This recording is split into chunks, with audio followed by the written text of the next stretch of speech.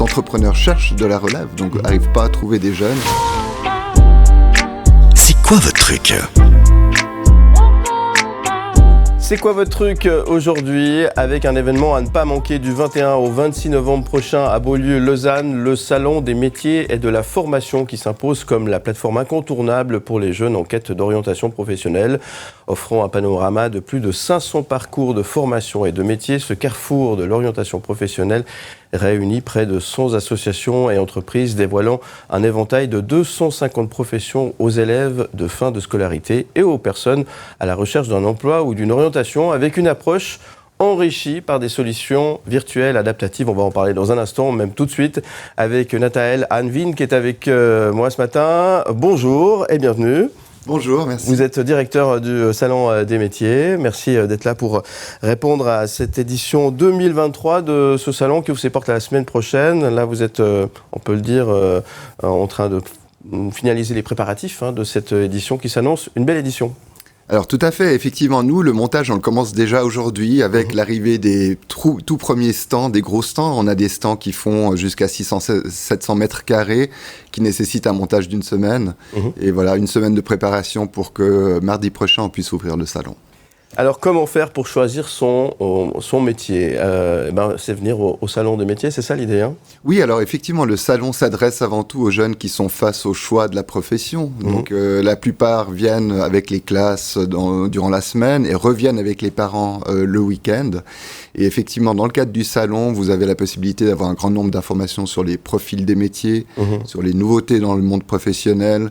Vous pouvez aussi tester un certain nombre de métiers, donc vraiment mettre la main à la pâte, si je puis dire, monter un mur, monter sur un poteau électrique, etc.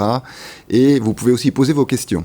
Donc vous avez sur les stands un grand nombre de jeunes qui sont en formation, qui répondront aux questions des jeunes. Donc les jeunes qui parlent aux jeunes, c'est effectivement la meilleure manière de donner envie aussi de découvrir des métiers. Oui, et puis peut-être découvrir sa vocation, aller savoir. En tous les cas, ça se tient effectivement la semaine prochaine. Vous savez que démarre aujourd'hui la Semaine mondiale de l'entrepreneur. Je ne sais pas si vous saviez, ça tombe. Je ne le savais pas. Ça tombe plutôt bien, donc vous avez bien fait de venir ce matin. C'est quoi les métiers qui ont le plus d'avenir aujourd'hui ? Je pense que vous allez me reprendre tous, mais il y a des métiers qui ont un peu plus la cote aujourd'hui que certains. Quel constat faites-vous ? Écoutez, c'est vrai que dans les médias actuellement, on parle beaucoup de pénurie. On parle beaucoup de pénurie des différents secteurs professionnels, le secteur de la santé, le secteur de l'informatique, le secteur... Donc effectivement, il y a un grand nombre de domaines où les entrepreneurs cherchent de la relève, donc n'arrivent pas à trouver des jeunes avec de très beaux métiers à la clé. Donc j'évoquais effectivement le social, la santé, les domaines techniques, les domaines de l'informatique. Alors effectivement, il y a plein de belles perspectives professionnelles dans tous ces domaines. Voilà. Là, on parle vraiment d'apprentissage ?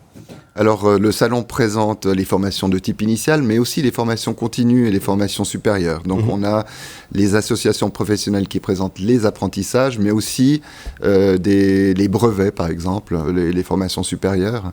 Et vous avez aussi des formations continues qui sont plus destinées aux adultes qui cherchent à se reconvertir ou améliorer leur profil professionnel. Ouais.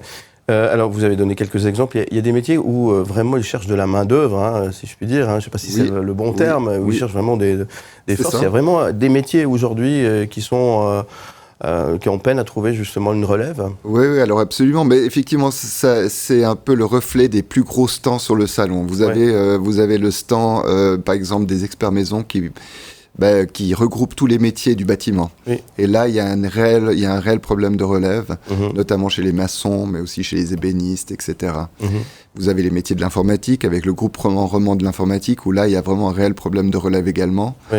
La santé et le social, mais ça on l'entend souvent, il n'y a pas suffisamment de jeunes qui se forment dans le domaine. Donc là, clairement, vous avez beaucoup de places d'apprentissage qui sont à pourvoir, avec de très belles perspectives de carrière par la suite. Ouais. Donc voilà, c'est un peu ça. On sait à quoi c'est lié tout ça ? Ou c'est des tendances, c'est des périodes, ou c'est lié peut-être au métier qui a eu pas forcément de belle presse, on peut dire ça comme ça. Je pense qu'effectivement, alors c'est vrai que le canton de Vaud, c'est le moins bon élève de la Suisse. On n'a que 19% des élèves qui vont choisir la voie de l'apprentissage, alors que c'est vraiment très différent en Suisse allemande où c'est pratiquement 50-50. Et donc c'est vraiment une histoire de représentation, je pense représentation des métiers professionnels auprès des jeunes, mais aussi beaucoup auprès des parents, auprès du corps enseignant. Et c'est notre travail, c'est aussi de valoriser en fait la formation professionnelle initiale, justement pour indiquer qu'on peut faire une belle carrière et qu'aussi au bout de 3 à 4 ans d'apprentissage, on sort avec un salaire qui est très intéressant et des perspectives professionnelles. Oui, et puis c'est des beaux métiers en plus, hein, pour la plupart, évidemment, et on peut y trouver, j'ai envie de dire, chaussures à son pied. Alors, quels sont les critères essentiels pour trouver son futur métier et quand on vient au salon des métiers, est-ce qu'il faut venir avec un CV sous le bras? Dites-moi un petit peu ce qui est bien à faire. Ouais. Alors, le processus pour la visite du salon, elle est relativement, disons, organisée avec les écoles. Hein. C'est vrai que la préparation de la visite au salon, elle se fait dans le cadre des classes. Et là, les jeunes doivent déjà un peu se déterminer sur leur choix. Dire ok, bon, mais moi je m'intéresse plutôt à tel ou tel secteur. Ensuite, avoir une espèce de plan de visite que lorsqu'ils viennent au salon, ils puissent dire ah ben je vais aller dans telle halle voir tel stand. Donc ça leur permet déjà de se faire un peu une idée. À la suite du salon, il y a une espèce de débriefing en classe. Et voilà, ça c'est, je dirais en 10e, c'est donc avant la fin de la scolarité.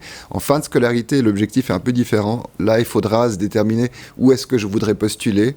Donc là, on affine un peu le choix et on essaie de faire des contacts avec les recruteurs sur place. Alors c'est un salon d'information et pas de recrutement, mais suite au salon, il y a possibilité de faire des stages ou d'aller justement contacter les responsables RH des entreprises pour voir s'il y a des possibilités. Ça, c'est un petit peu le schéma classique. Habituellement, les élèves reviennent avec les parents et là, l'ambiance est très différente que pendant la semaine, hein, forcément.